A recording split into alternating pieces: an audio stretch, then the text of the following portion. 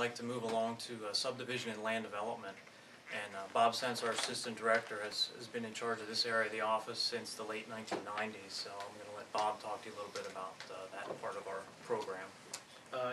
Just to try to keep things moving a little bit, I'll start off with just the regulatory background.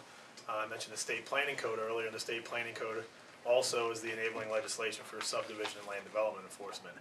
It allows the municipalities to have subdivision and land development regulations. As you can see on the chart that we gave you, we do subdivision and land development enforcement for 16 out of the 26 municipalities.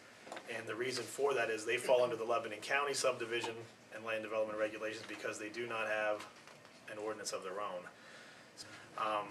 And as far as subdivision and land development is concerned, whether you're creating one building lot or 200 building lots, or if you're just creating a property line because you're selling a 10-foot wide strip to your neighbor to make their yard bigger, the subdivision regulations come into play. So you have to hire a surveyor, engineering firm, a certified consultant to do a plan for you. It is then submitted to the county for review. Now for the 16 municipalities where we have approval authority, we're pretty much it from beginning to end. So we interact with the municipal officials for that particular municipality. We go over every plan and we look over the grading, we look over the stormwater management proposals if development is proposed.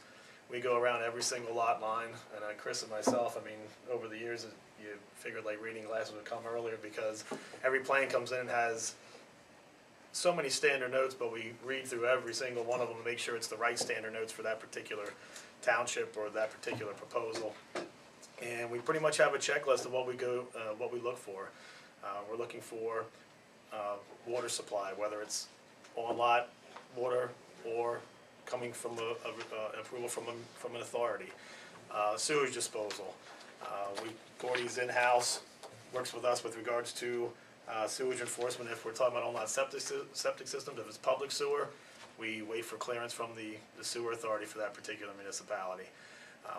Conservation districts involved. Anytime there's any new development, we're looking for clearance from them for erosion control purposes. If we have a state road, we're dealing with PennDOT, and that'll be some of the things that John and Tom talk about a little bit later. Let's just say we use this as a backdrop today, and we have for the municipalities where we do approvals, we have an engineering firm, Bold Engineering from Harrisburg, that does the engineering review. So if you get some questions out there with, well, how's the stormwater going to be managed for this property and the details and so on, I handle the majority of the plans now. Chris and I work together over the years. Once the stormwater questions go a little too far, we usually put you in contact with the engineer because our engineer, he does a terrific job as far as timeliness of when the plans come in of getting reviews out.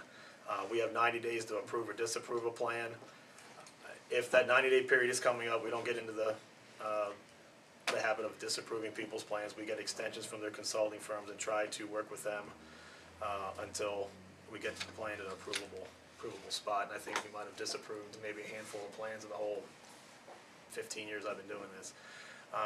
And at the end of the process, we also are involved on the financial end of things. Before we approve a development plan, we take a financial guarantee. So we're holding monies on the developer, and those numbers are provided for all of the site work involved.